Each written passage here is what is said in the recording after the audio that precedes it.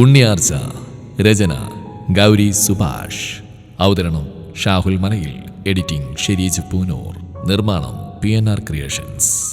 ശയന പ്രദക്ഷിണം കഴിഞ്ഞതിന്റെ ക്ഷീണത്തിലിരിക്കുന്ന ഭരത്തിന്റെ മുമ്പിലേക്ക് ഒരു ബോട്ടിൽ വെള്ളം നീണ്ടുവന്നു.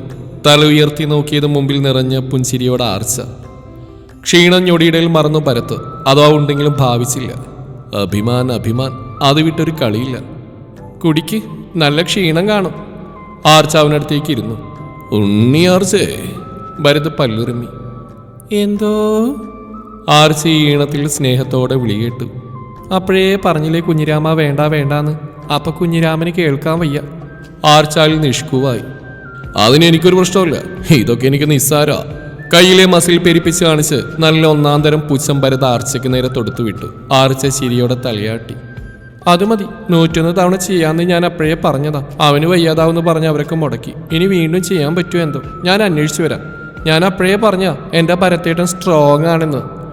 പറഞ്ഞത് എഴുന്നേറ്റത് ഓടിയതൊക്കെ ഒരുമിച്ചായിരുന്നു. ദൈവമേ, ഒരു ഫ്ലോയിൽ അങ്ങ് പറഞ്ഞതാ. പിന്നെ ഇനി ഇതും ചോദിച്ചിട്ട് വരുമോ? 7 എണ്ണം ചെയ്തതിൻ്റെ പാട്. ഹോ, തലയിൽ കൈവച്ച് അവൻ പറഞ്ഞു പോയി. ഏതാനും നിമിഷങ്ങൾ കഴിഞ്ഞത് എല്ലാവരും കൂടെ ഒരുമിച്ച് വരുന്നുണ്ടോ ഭരത് ഞെട്ടി. പണി പാളിയോ? 101 തവണ. ദേവിയേ! അവൻ സ്വയം അറിയാതെ വിളിച്ചുപോയി. വാടാ. രാമചന്ദ്ര അവനെ വിളിച്ചു. അയ്യോ അച്ഛാ, ഞാനൊരു തമാശ പറഞ്ഞല്ലേ. ഇവൾ അപ്പോഴേക്കത് സീരിയസ് ആക്കി. ഭരത് അയാളെ നോക്കി വിളിച്ചു കാണിച്ചു. രാമചന്ദ്ര അവനെ സൂക്ഷിച്ചു നോക്കി. അത് ശരി, ഉരുണ്ട് കഴിഞ്ഞപ്പോ നിന്റെ തലക്കകത്തുള്ളം കൂടെ ഉരുണ്ട് പറഞ്ഞോ? ഭരത് കണ്ണുമിഴിച്ചു. എല്ലാവരെയും മാറി മാറി നോക്കി. അവിടെയും ഏതാണ്ട് രാമചന്ദ്രന്റെ അതേ ഭാവം. ഒരു മുഖത്ത് മാത്രം ചിരി കഷ്ടപ്പെട്ട് അടക്കി വെച്ചിട്ടുണ്ട്. വീർപ്പിച്ച ബലൂണിൽ സൂചിയെടുത്തൊരു കുത്തു കൊടുത്താൽ പൊട്ടുന്ന പോലെ ചുമ്മാ ഒരു തട്ടു കൊടുത്താൽ മതി. അവിടെ ഇരുന്ന് ചിരിക്കും സാക്ഷാൽ ആർച്ച. അപ്പൊ നീ വീട്ടിലേക്ക് വരുന്നില്ലേ? അതോ ഇവിടെ ഭജന ഇരിക്കാൻ പ്ലാനുണ്ടോ? ഒരൊറ്റ ചോദ്യത്തിൽ ഭരത്ത് ഇളിപ്യനായി നിന്നു. പ്ലിങ് എന്നൊരു ശബ്ദം ഭരത്തിന് മാത്രം ചെവിയിൽ വന്നലച്ച്. അല്ലെങ്കിലും നമ്മുടെ സ്വന്തം മനസ്സ് സന്ദർഭത്തിനനുസരിച്ച് മ്യൂസിക് ഇടാൻ സാധിക്കുന്ന ഒരു മാന്ത്രികനാണ്. മുന്നിൽ ഒരു പുരികം പൊക്കി സംശയത്തോടെ തന്നെ നോക്കുന്ന അച്ഛനെ നോക്കി ഭരത്ത് വീണ്ടും പല്ലിളിച്ച്. ഈ ജന്മം ഇങ്ങനെ പ്ലിങ്ങി തീരുവോ എന്തോ?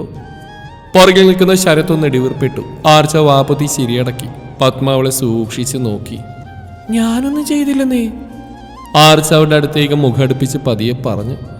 ഓവ്, അതെനിക്കറിയാലോ. എൻ്റെ മക്കളായിട്ട് ഇവിടെ വന്ന് ഉരുളില്ലെന്ന് എനിക്ക് ഉറപ്പാ. പിന്നെ അങ്ങനെയെങ്കിലും ഇവന്മാര് ചെയ്യട്ടെ എന്ന് കരുതി മിണ്ടാതിരുന്നല്ലേ. പത്മയെ അവളുടെ ചെവിയിൽ മന്ത്രിച്ചു. അമ്മമാരാ എങ്ങനെ വേണം? ആർച്ച വാപതി ചിരിച്ചു. നിന്റെ അമ്മയെ മോശമൊന്നുമില്ല. കൊല്ലുമെന്ന് പറഞ്ഞാലും നീയായിട്ട് ഈ ജന്മം ഒരു വ്രതം എടുക്കുന്ന പുള്ളിക്കാർക്കും വിശ്വാസമില്ല. ഭരത് പറഞ്ഞപ്പോൾ ജയയും മിണ്ടാതിരുന്നു. ഇത്തവണ പത്മയുടെ മറുപടിയായിട്ട് ആർച്ചയുടെ കണ്ണു തള്ളി. അമ്മേ, യു ടു. ആർച്ച അറിയാതെ പറഞ്ഞുപോയി. എന്നാലും എൻ്റെ ആൻറ്റി. ഒരു ദീർഘനിശ്വാസം എടുത്ത് അവൾ വിളിച്ചു. നിയോജന യുദ്ധമുറകളുടെ കൂടെ പിടിച്ചു നിൽക്കേണ്ടേ മുത്തേ. പത്മ അവളുടെ താടിയിൽ പിടിച്ച് കൊഞ്ചിച്ചു. പിന്നെ വേണം, രണ്ടുപേരും കൂടെ പഴയ യുദ്ധമുറകളൊക്കെ പൊടി തട്ടിയെടുക്ക്. വേണേ അങ്കിളിനെയും അച്ഛനെയും കൂടെ കൂട്ടിക്കോ. ചുണ്ടെന്ന് കൂട്ടി ആർച്ച മുന്നോട്ട് നടന്നു. അവളുടെ ഭാവം കണ്ട് പത്മ ചിരിച്ചു പോയി. ഡാ! വീട്ടിലേക്ക് അറിയുന്ന ശരത്തിന്റെ അലർച്ച ഉയർന്നു. എന്തോ കേട്ടോ? എന്തിനാ വിളിക്കുന്നതെന്ന് മനസ്സിലായെങ്കിലും മുഖത്ത് നിഷ്കളങ്കത വാരിപ്പൊത്തി സ്വരത്തിൽ ഭവ്യത ആവോളം മിക്സ് ചെയ്ത് ഭരത്തവനെ നോക്കി. ഞാനൊരു കാര്യം പറഞ്ഞേക്കാം. രണ്ടും കൂടി പണി കൊടുക്കോ വാങ്ങോ എന്ത് വേണേലും ആയിക്കോ. എന്നെന്തിനാണ് ഇതിലേക്ക് വലിച്ചിരുന്നത്? തുടങ്ങിയത് ഭീഷണിയിലാണെങ്കിലും അവസാനം ദയനീയമായി. അത് പിന്നെ നമ്മളെ ഏട്ടനും അനിയനും അല്ലേ. എനിക്കെന്തെങ്കിലും കിട്ടുമ്പോൾ ഏട്ടനും കൂടെ ഷെയർ ചെയ്യുന്ന എൻ്റെ സ്നേഹം കൊണ്ടല്ലേ. ഇന്നലെ ഒരു പൊരിച്ച മീൻ ചോദിച്ചിട്ട് അതിൻ്റെ ഒരു മുള്ളു പോലും തരാ തിന്നവരാ. കിട്ടിയ തക്കത്തിന് മുകളിലേക്ക് കയറി പോകുന്നതിന്റെ പിറകെയോടി ശരത്ത്. ഭരത്ത് ഒറ്റയോട്ടത്തിന് റൂമിൽ കയറി വാതിലടച്ചു. ഡാ, മര്യാദക്ക് വാതിലിടണോ? വാതിൽ മുട്ടി ശരത്ത് അലറി. സോറി ഏട്ടാ, ഇന്നിനി ഇടിയൊന്നും ഈ ബോഡി താങ്ങില്ല. നാളെ വന്ന് വാങ്ങിക്കാം. ഭരത്ത് ഉള്ളിൽ നിന്ന് വിളിച്ചു പറഞ്ഞു. നീ പുറത്തിറങ്ങുമല്ലോ, അപ്പൊ ഞാൻ എടുത്തോളാം. വാതിലിന് ആഞ്ഞൊരു ചവിട്ടുകൊടുത്ത് ശരത്ത്. ഞാനിനി പുറത്തിറങ്ങുന്നില്ല. ഭരത്ത് ചിരിച്ചു. പുറത്തുനിന്ന് ശരത്ത് എന്തൊക്കെയോ വിളിച്ചു പറയുന്നതായിട്ട് അവൻ ചിരിയോടെ ബെഡിലേക്ക് വീണു.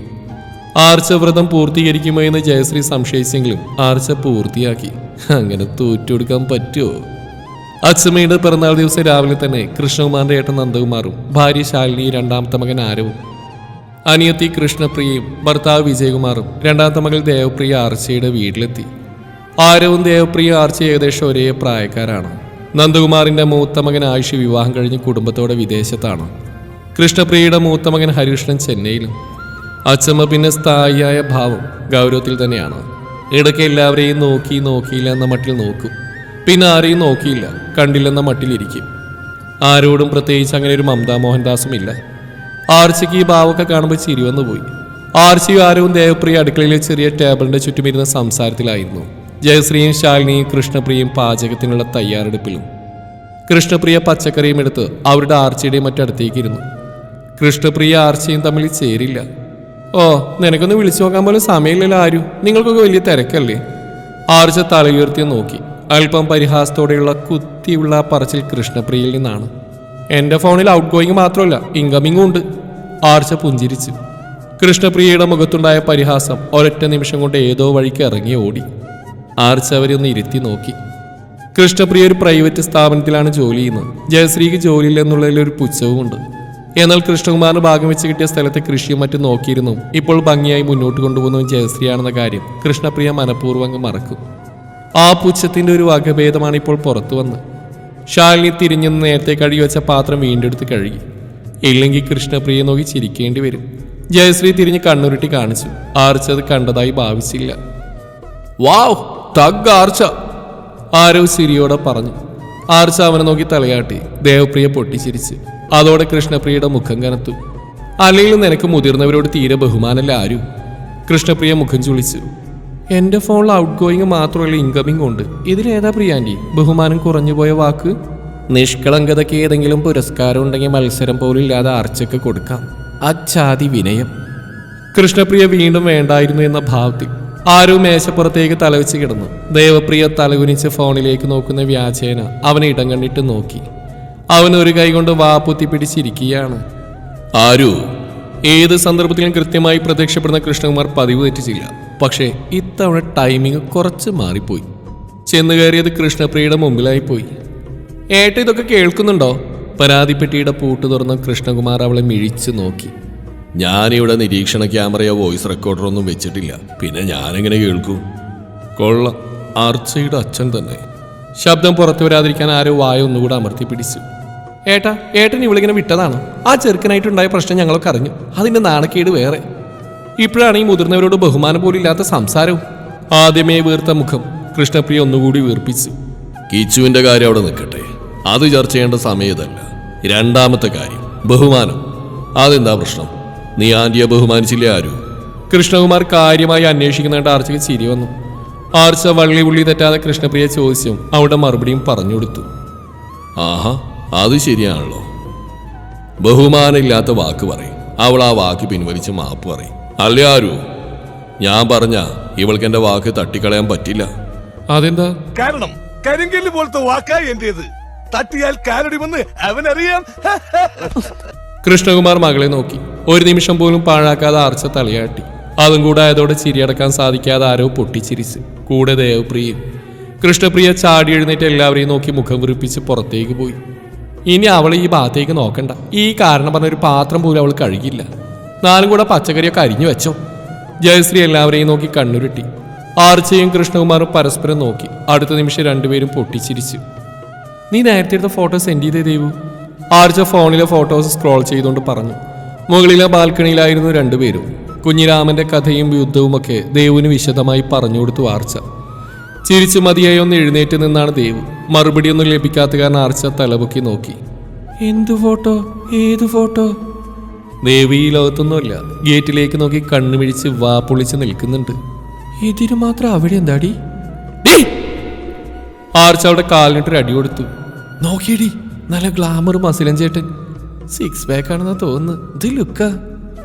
അതേപടി എന്ന് പറയുന്നവൾ ആർച്ച സംശയത്തോടെ നോക്കി. ഈ ഏരിയയിൽ ഞാനറിയാത്ത മസിലൻ ചേട്ടനോ? ആരാടാ അത്? ആർച്ച ഉത്സാഹത്തോടെ ചാടി എഴുന്നേറ്റ് ഗേറ്റിലേക്ക് നോക്കി. വായിനോട്ടൊന്നുമില്ല, ആളറിയാനുള്ള വെറും ആഗ്രഹം. ഓ, കുഞ്ഞിരാമൻ. ആളെ കണ്ടതും ആർച്ച കാറ്റൊഴിഞ്ഞ ബലൂൺ പോലെയായി. നോക്കിയതിനേക്കാൾ വേഗത്തിൽ അവൾ തിരിഞ്ഞ് ദേവുവിനെ കണ്ണുരുട്ടി പേടിപ്പിച്ചു. ചുണ്ടുകൂട്ടി താഴേക്ക് തന്നെ ഇരുന്നു. ആ പശു നക്കിയത് പോലെയുള്ള മുടിയും ആടിന്റെ താടി പോലെയുള്ള താടിയും ഉറിയിലും മങ്കുടുക്ക തൂക്കിയ പോലെയുള്ള മൂക്കും ചായക്കടയിൽ ചൂടുള്ള സമാറിന്റെ മുകളിൽ വെച്ച് വീർപ്പിച്ച മിൽമ പാലിന്റെ പാക്കറ്റ് പോലത്തെ വീർത്ത കണ്ണുകളും ഹാവിൽ അടക്കുമ്പിയ പോലത്തെ ആ ചുണ്ടും ചിരി വെളുത്ത നിറവും കണ്ടിട്ടാണോടി നീ ഗ്ലാമർ എന്ന് പറഞ്ഞ് ആർച്ച ദേവുവിന് അറഞ്ചം പുറഞ്ചം പുച്ഛിച്ചു. ദൈവമേ, ഇത്രയും ഭംഗിയുള്ള ചെക്കനെയാണല്ലോ ഇങ്ങനെ വർണ്ണിച്ച് കൊല്ലുന്ന ഇവള്. എടി കഴിഞ്ഞില്ല, വീണ്ടും ഒരെണ്ണം കൂടെ വരുന്നുണ്ട്. തിരിഞ്ഞു നോക്കാതെ അവൾ ആർച്ചയെ കാലുകൊണ്ട് തട്ടി. കോൺസെൻട്രേഷൻ പോകാൻ പാടില്ലല്ലോ. ആ ചേട്ടന്റെ തൊട്ട് പിറകെ ഒരു ചേച്ചി ഉണ്ടോ നോക്കിയേ, ആർച്ച ചോദിച്ചു. ആ ഉണ്ട്, കൊള്ളാല്ലേ, നമ്മുടെ ഹരിയേട്ടന് നോക്കാം. ദേവ് വീണ്ടും.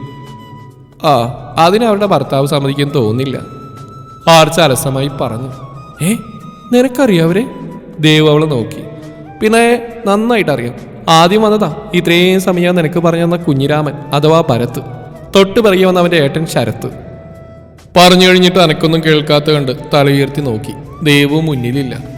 ചുറ്റുമൊന്ന് നോക്കിയതും മിന്നായം പോലെ എന്തോന്ന് താഴേക്ക് പോകുന്ന കണ്ട് ആർച്ച പുറകെ ഓടി. താഴെ ചെല്ലുമ്പോഴെന്താ, ഭരത്തിന് നേർക്ക് കൈ നീട്ടി നിൽക്കുന്ന ദേവ്. ഹസ്തദാനമാണ് കുട്ടി ഉദ്ദേശിച്ചെന്ന് തോന്നുന്നു. കുഞ്ഞിരാമൻ കണ്ണ് തള്ളി നിൽക്കുന്നുണ്ട്.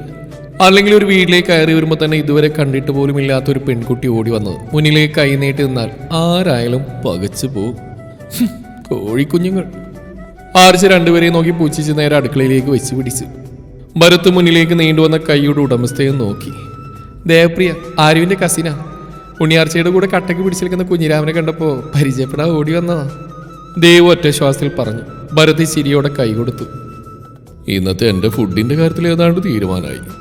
വെട്ടിത്തിരിഞ്ഞു പോകുന്ന ആർച്ചയെ കണ്ട് അവൻ ചിരിച്ചു. ദേവ് ചമ്മലോടെ ചിരിച്ചു.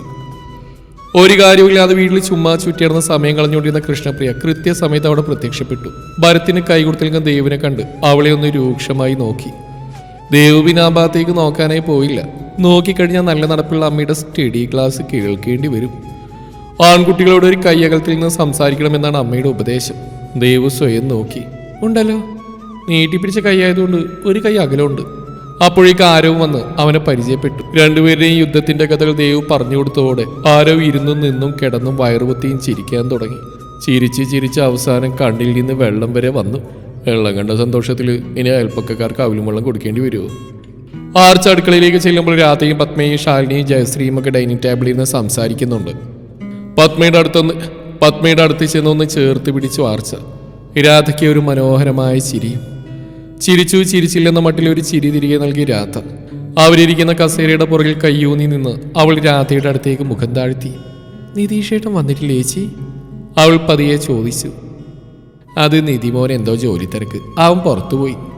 രാധ അല്പം പതർച്ചയോടെ പറഞ്ഞു. അതൊന്നും ആവില്ല, ഞാൻ നേരിട്ട് വിളിക്കാൻ നിന്റെ പരിഭവം കാണും, ഞാൻ വിളിച്ചു വരാൻ പറയാം. അവരുടെ കവളിൽ പിടിച്ചു വലിച്ച് ആർച്ച കണ്ണി ചിമ്മി കാണിച്ചു. രാധയുടെ ഉള്ളിൽ ഒരു ഭൂകമ്പം തന്നെ നടന്നു. ഇവിടേക്ക് വരാൻ നിന്ന നിതീഷിനെ ഭീഷണിപ്പെടുത്തി പുറത്തേക്ക് പറഞ്ഞയച്ചതാ. അവന് പോവാൻ ഒട്ടും താല്പര്യം ഉണ്ടായിരുന്നില്ല. ഇനിയിപ്പോൾ ആർച്ച വിളിച്ച് അവൻ വരുമോ ആവോ? അതുവരെ വളരെ സമാധാനപരമായി സന്തോഷത്തോടെ സീരിയൽ മുതൽ അന്താരാഷ്ട്ര വിഷയങ്ങൾ വരെ കടന്നുപോയ ചർച്ചയിൽ സജീവമായി പങ്കെടുത്ത രാധയുടെ ആവേശം അല്പം കുറഞ്ഞു. ആർച്ച ഒരു കുസൃതി ചിരിയോടെ അടുക്കളയിൽ ചെന്ന് ഫ്രിഡ്ജിൽ നിന്ന് ചോക്ലേറ്റ് എടുത്ത് പുറത്തേക്ക് പോയി. കേക്ക് മുറിച്ചു കഴിഞ്ഞ മുകളിലെ കോമൺ ബാൽക്കണിയിൽ ഇരുന്ന് ആയുഷിനെയും ഹരികൃഷ്ണനെയും വീഡിയോ കോൾ ചെയ്യുകയായിരുന്ന ആർച്ചയും ദേവും. പെട്ടെന്നാണ് മുറ്റത്താരോ ബഹളം വയ്ക്കുന്നവർ കേട്ടത്.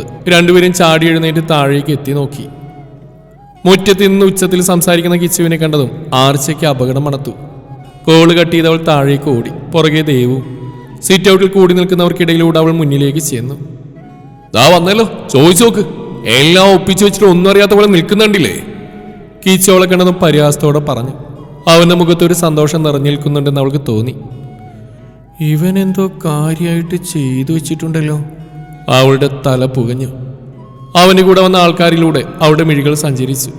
പലതവണ കീർത്തിയുടെ ഫോണിൽ ഫോട്ടോ കണ്ടിട്ടുള്ള കാരണം അവൾക്ക് എല്ലാവരെയും മനസ്സിലായി. കിച്ചുവിന്റെ മൂത്ത അമ്മാവൻ കലേഷ്, ചെറിയമ്മാവൻ സുധീഷ്, ചെറിയച്ഛൻ സതീഷ്, പിന്നെ കിച്ചുവിന്റെ അച്ഛൻ. അവൾ തലപതിയെ ചിരിച്ച് കൃഷ്ണകുമാരനെ നോക്കി. അയാൾ ഒന്നുമില്ലെന്ന് കണ്ണിച്ചിമ്മി കാണിച്ചു. സന്തോഷേ, ഇവിടെ ഇപ്പോൾ ഒരു ഫംഗ്ഷൻ നടക്കുക, നമുക്ക് നാളെ ഈ കാര്യം സംസാരിക്കാം. വളരെ ശാന്തമായി കൃഷ്ണകുമാർ പറഞ്ഞു.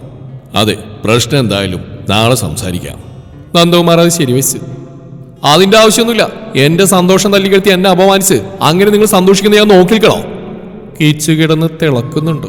2 പപ്പടയിട്ടാ ഇപ്പൊ പെട്ടെന്ന് പൊരിച്ചെടുക്കാം. ഇവനാരെങ്കിലും തീയിലെടുത്തിട്ടോ ഇങ്ങനെ കിടന്ന് ചാടാൻ? ആർച്ച അവൻ അടിമുടി നോക്കി. അതാവാൻ പറഞ്ഞ ന്യായല്ലേ? ഒരിക്കലും എല്ലാം പറഞ്ഞ് ചാണകവെള്ളം ഒഴിച്ചവനെ നാട്ടുകാരുടെ മുമ്പിൽ നാണം കെടുത്തി ഒഴിവാക്കി പോയതല്ലേ? പിന്നെ ഈ കുട്ടിക്ക് അവന്റെ വിവാഹം മുടക്കേണ്ട കാര്യം എന്താ? കിച്ചുവിന്റെ ചെറിയ അമ്മാവൻ മുന്നിലേക്ക് വന്ന് ആർച്ചയ്ക്ക് നേരെ വിരൽ ചൂണ്ടി. ആർച്ചയുടെ കണ്ണുകൾ കിച്ചുവിന്റെ മേലായിരുന്നു. ഇതൊക്കെ ഇത്ര വിശദമായിട്ട് ഇവിടെ പറഞ്ഞ നാണം കെടുത്തേണ്ട കാര്യം എന്താണെന്നായിരുന്നു കിച്ചുവിൻ്റെ ചിന്ത. അവൻ്റെ മുഖഭാഗം കണ്ടത് ആർച്ചയ്ക്ക് ചിരി വന്നു. ഓ അപ്പം അതാണ് കാര്യം. ആർച്ച പിറുപിറുത്തു. ഞാൻ പറഞ്ഞല്ലോ, എൻ്റെ മോൾ അങ്ങനെ ചെയ്യില്ല. അവൾക്ക് അതിൻ്റെ ആവശ്യവുമില്ല. കൃഷ്ണന്റെ സ്വരവും കടുത്തു തുടങ്ങി. അല്ലെങ്കിലും സ്വന്തം മക്കൾ തെറ്റിയില്ലെന്ന് ആർക്കും തോന്നും. വീണ്ടും വീണ്ടും എൻ്റെ പുറകെ നടക്കായി കുട്ടിക്ക് നാണമില്ലേ? പെമ്പിള്ളേരെ അടക്കി ഒതുക്കി വളർത്തണം, ഇല്ലെങ്കിൽ നാട്ടുകാർ നോക്കിക്കില്ല. കലേഷ് കൃഷ്ണനെ നേരെ ചീറി. ആർച്ചയ്ക്ക് ദേഷ്യം ഇരച്ചു കയറി. അവൾ പുറത്തേക്ക് ഇറങ്ങാൻ തുടങ്ങിയതും കയ്യിലൊരു പിടി വീണു. തുടരും ഈ കഥയുടെ ബാക്കി ഭാഗം നാളെ ഇതേ സമയം.